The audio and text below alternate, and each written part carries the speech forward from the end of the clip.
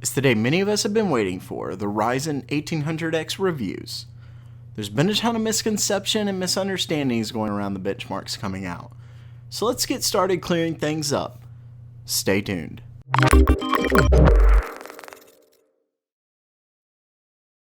Welcome back to GamerMeld. The embargo has been lifted and we can finally get benchmarks from organizations other than AMD.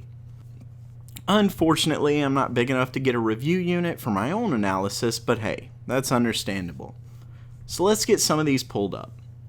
Starting things off, we'll get the more CPU-driven workload benchmarks discussed, and then the gaming. Coming from PC Gamer, you can see performance is right on par with Intel's $1,000 6900K in Cinebench multi-core processing. Taking it over to single core, it beats out Intel's Enthusiast 5960X as well as the 6950X, both over $1,000 CPUs as well, but loses to the 6700K and 7700K, which are much cheaper offerings. Of course, this is understandable given single core processing clocks. Then, looking to Geekbench at GameSpot, the 1800X beats out all but the 5960X. We see similar results when we move over to PC World. The 1800X beats out all but the 6900K in Blender and even beats it in Ray Tracer. This ultimately goes through to every benchmark done. Ryzen is a beast in multi-core threaded processes, but lacks the higher clock speed of lower core counts. And this brings us to the real reason everyone's here: gaming. Making our way over to PC Gamer, one of the most comprehensive benchmarks I've seen, we see a sad tale of dismay for AMD.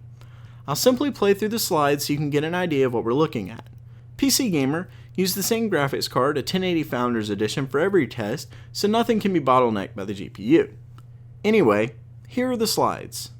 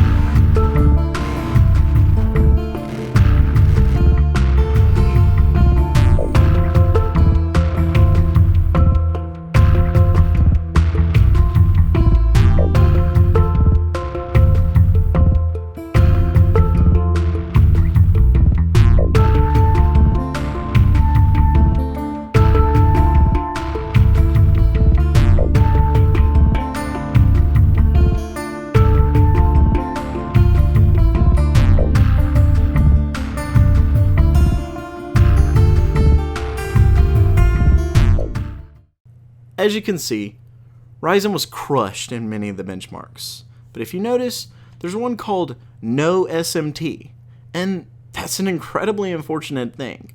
Apparently, AMD advised the reviewer of PC Gamer, and a few other reviewers as well, to disable the SMT in BIOS. SMT is essentially Intel's hyperthreading for better understanding. This actually gave upwards of a 5% boost in scores, but as the reviewer wrote, why the hell do you have to do that? It certainly seems AMD may have rushed Ryzen out prematurely. Hopefully it can be something fixed in an update, but we shall see. Either way, there's no other way to slice it. Intel's 4-core $340 processor beats AMD's $500 one in gaming. And here's the thing, I'm not defending AMD here, but this simply isn't the whole picture. Intel's $1,000 chip, the 6900K, loses to the 7700K in a myriad of games as well. So to say AMD's $500 chip is just crap isn't looking at the whole picture. But we absolutely must discuss the fact that in gaming, 8 cores and lower clocks aren't better than 4-core higher clocks. For now. The odd thing is that the 1800X is worse than it should be in gaming. I'll get to that in a few seconds though. But first, I want to discuss the arguments going on with 8 versus 4 cores. For now is the key phrase and quite important when discussing this.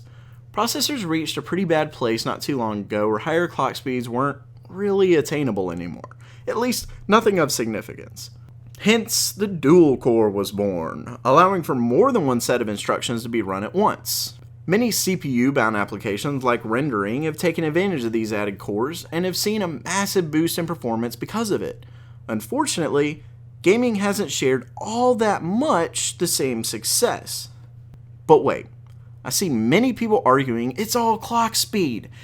It isn't. Running a game with higher clock dual core to a lower clocked quad simply isn't comparable.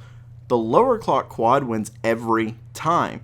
The simple fact is that today's games don't scale well with adding cores beyond 4. We've known this for a while. But is that changing? Well, yes. PC World did a great comparison not too long ago that shows that 6 cores boost your performance a good bit. Ashes of Singularity even saw a gain with an 8 core, but adding hyper-threading to the 8 core saw a loss in performance. Oddly enough, we didn't see the same results as PC Gamer running Ashes of Singularity. The 1800X actually took a nosedive in the opposite direction. This could be poor drivers, but who really knows? Simply put, this is all speculation. As it sits right now, 4 cores are better than 8 in gaming.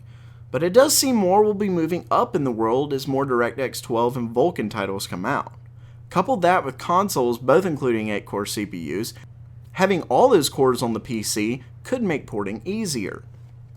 Then, you can look at the 1600X and argue it's the best bang for your buck for the future, since it's a 6-core processor, or for current gen, the Ryzen 3 lineup, as pricing comparatively their quad cores many times on AMD's side versus dual on Intel's. Here's the thing though. Whether more cores becomes more valuable in the future of gaming or not, for whatever reason, Ryzen 7's best beast still isn't performing as well as it should, even when its higher cores and lower clocks are taken into account.